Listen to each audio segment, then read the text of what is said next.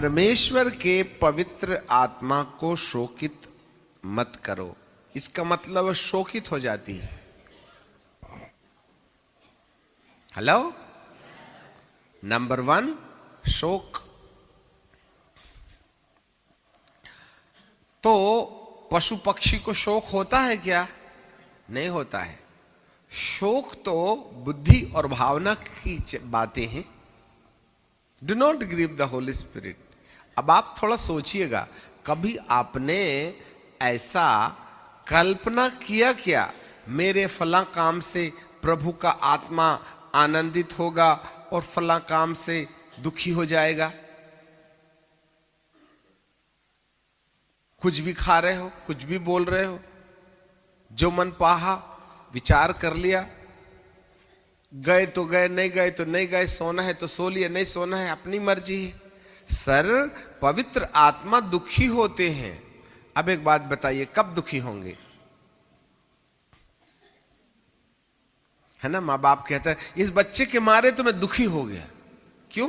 गाल में तमाचा मारा क्या? नहीं, इसको 80% लाना चाहिए था, 60% लाया, एडमिशन नहीं होगा। दुखी हो गया हूं, कितनी मेहनत की थी मैंने इसके पीछे से। अच्छा मामा, तुम पास होने वाली हो कि बेटा?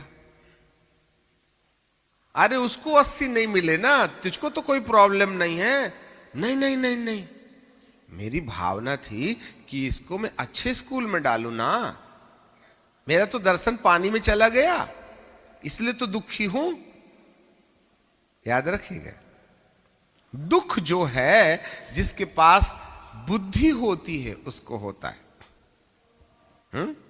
कई लोग मूर्ख लोग हैं, पानी गिरा दिया, पोंछ दे, मतलब सिखाएंगे नहीं। प्याला टूट गया, टूट जान दे, बाप का क्या जाता है। बुद्धि नहीं है, ये प्याला नहीं टूटना चाहिए। याद रखिएगा, पवित्र आत्मा को शोक होता है। कब शोक होता है?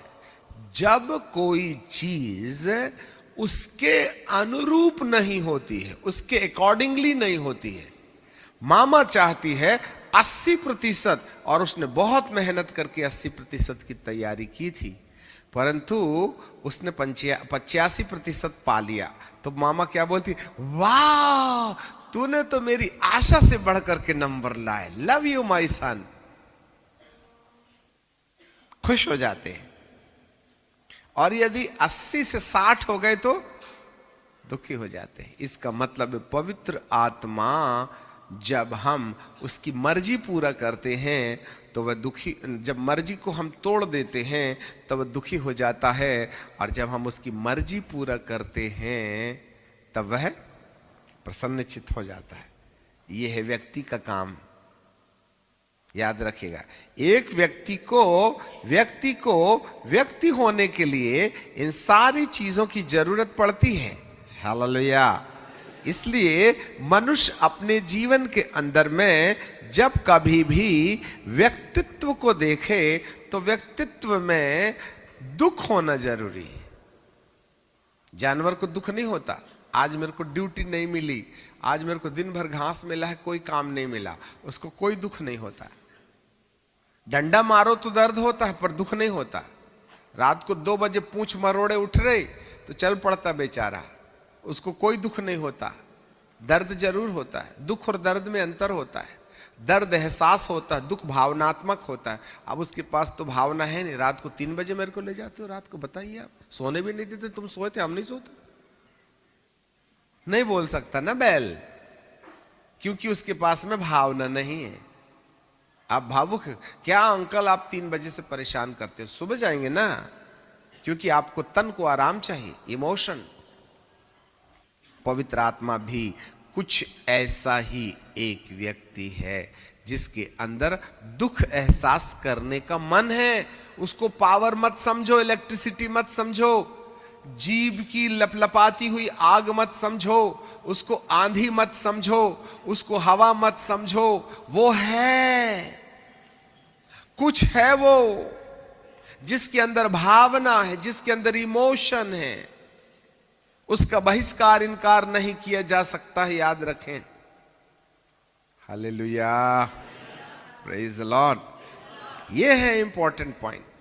उसको शक्ति मत समझो। यही कारण है हमने उसको व्यक्ति के रूप में नहीं जाना ना। व्यक्ति के रूप में जानते तो हम उसके साथ दोस्ती कर लेते।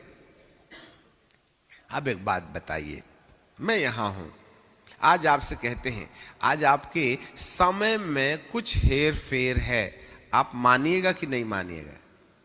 मानेंगे, है ना? नहीं जी, हमको तो एक बार आपने 4 बजे बोला है, हम श्रमदान करेंगे, जिसको फोटो खिंचवाना वही खिंचवा ले। और सुनो, हम तो 1 बजे तक यहीं बैठेंगे, आप पढ़ाइए और मत पढ़ाइए, फीस दिए, कोई मामूली खेल है? अच्छा, तो चलेगा क्या? आपको हम इनाम देंगे कि डांट देंगे? क्यों? क्योंकि आप व्यक्ति हैं, व्यक्ति हैं आप व्यक्ति हैं, आपके पास बुद्धि है। ऐसे पवित्र आत्मा के पास बुद्धि है ना? वो जो बोलता है उसकी मानिएगा ना तो खुश होगा, और जो वो बोलेगा ना मत करो तो नहीं करना है, तो हमसे वो कर दिया तो दुखी हो जाता है। हाँ, कितने लोग, कभी सोचा आपने पवित्र आत्मा आपसे दुखी है कि सुख खुश है? कभी आपने कल्पना किया कि कोई है जो तुम्हारे साथ दुखी है या सुख में है, सुखी है? झूठ बोल रहे हैं, कहां से सुख होगा? बैर कर रहे हैं, शिकायत कर रहे हैं। Try to please the Holy Spirit. पवित्र आत्मा को प्रसन्न करना है, तभी ना देगा वो अगले चरण में आपको वरदान। अब पवित्र आत्मा को दुख पर दुख दिए जा रहे हैं। हे प्रभु वरदान दे दे, चंगाई का वरदान दे दे। प्रभु का हाँ चल चल आगे चल, बात वगैरह मानता है नहीं है, वरदान लेने के लिए आ गया है कि नहीं? भाई अगले चरणों में हम क्या बताएंगे आपको? वरदान पढ़ाएंगे ना। तो वरदान किसी को भी दे देगा क्या परमेश्वर? भाई उसी को न देगा जिसने परमेश्वर को प्रसन्न किया है। हालेलुया। सो हमने प्रसन्न करने का क्या उपाय किए? मैं विश्वास करता हूं, विश्वास के द्वारा परमेश्वर वरदान देते हैं, परंतु ये विश्वास के द्वारा वरदान पवित्र आत्मा को देने में थोड़ी सी दिक्कत तो होगी। ठीक है, तुझको वरदान दिया वगैरह तो पान खा के काम में लाएगा तो इज्जत तो मेरी ना बर्बाद होगी, इसलिए पहले छोड़ दे फिर दूंगा। I believe that the gift of God is unconditional. By faith, you and I is worthy to have the gifts of the Holy Spirit, because ये गिफ्ट है। परंतु उसके लिए कुछ कंडीशन है ना, उसको प्रसन्न कीजिएगा तभी ना देगा वो। और आज पवित्र आत्मा की प्रसन्नता का किसी को ख्याल नहीं रहता है, याद रखिएगा।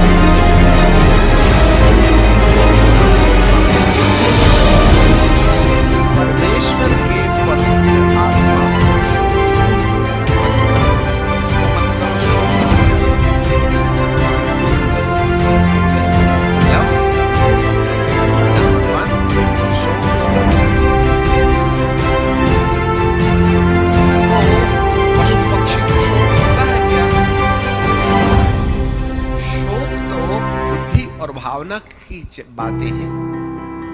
Do not grieve the Holy Spirit. अब आप थोड़ा सोचिएगा, कभी आपने ऐसा कल्पना किया क्या, मेरे फला काम से प्रभु का आत्मा आनंदित होगा और फला काम से दुखी हो जाएगा? कुछ भी खा रहे हो, कुछ भी बोल रहे हो, जो मन पाहा विचार कर लिया, गए तो गए, नहीं गए तो